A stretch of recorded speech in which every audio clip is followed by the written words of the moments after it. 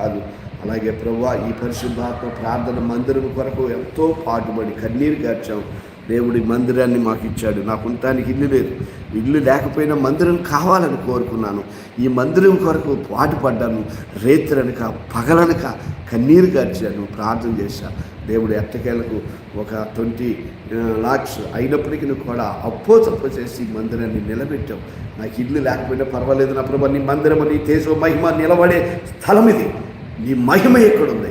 ఈ మందిరంలో అడుగు పెట్టిన ప్రతి ఒక్కరూ మేలు పొందుకున్నారు.